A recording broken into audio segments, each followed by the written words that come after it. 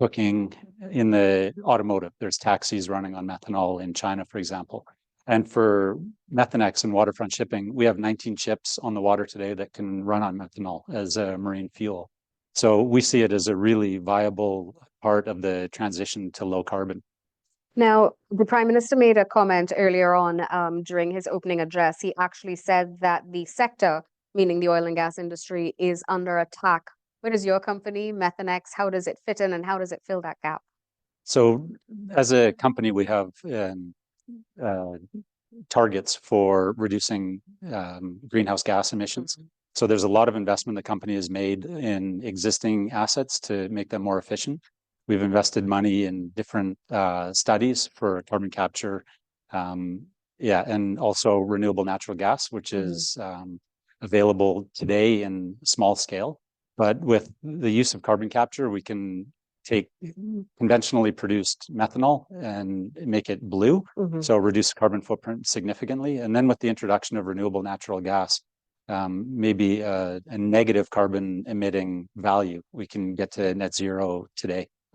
So I guess another question is that, is there a room, in your opinion, to balance all players? So balance traditional energy, fossil fuels, and of course, up and coming companies and methanol, and a role for everybody to play as we look towards charting the course for the next decade or two. So for us on the shipping side, the demand for marine fuel is massive, and no one solution is going to replace conventional fuel completely. So yeah, we see methanol as part of the solution for the future.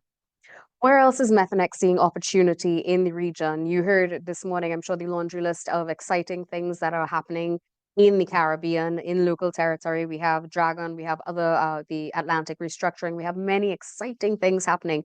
Where is Methanex and waterfront shipping seeing opportunity? Yeah, Methanex Trinidad for us is an important part of our global supply chain. So the company is committed here. We're excited. We have ships regularly calling the region. I think for us, the bunker methanol as a marine fuel is a big upside globally, and we're starting to see a lot of interest. A number of ships have been ordered in the last couple of years, and that produces significant potential demand. So what was zero demand for marine fuel a few years ago could be up to 8 million tons by 2028.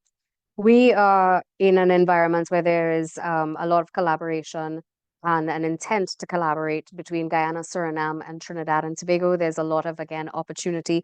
What would be some of the advice you would give to other operators? You're a mega company. You have reputation and standing in the global industry. What would be, to the state actors, if you could give them one piece of advice as the industry emerges in the region, what would be the advice that you would give them? I think we do need regulations to progress. So for methanol as a marine fuel, it's relatively easy to establish the bunkering infrastructure, but there's some regulatory elements that haven't been fixed yet. So licensing or permitting for bunkering methanol as a marine fuel is one. But I think for us, we see it as a easy transition where a lot of the existing infrastructure can be used. So it's going to take time. We're ahead of the demand, but if those regulations could be in place over the next couple of years, it would be great for the industry. What are some of the other keys when it comes to the theme of the conference, accelerating action, that you would like to see? Yeah, I think we're progressing along those lines. I think methanol today is a proven technology as a marine fuel. And it has a clear pathway to low carbon solutions. So it's an exciting time. One of the companies to watch, Methanex, and of course, Waterfront Shipping. And we want to thank Paul Hexter, the president of Waterfront Shipping, a subsidiary of Methanex, for joining us here. This is the 2024 edition of the Trinidad and Tobago Energy Conference. The conference will resume in just a few minutes with more panel discussions, more interesting content. Thank you so much for staying with us. I'm Shelly Dass Manning. Have a good day.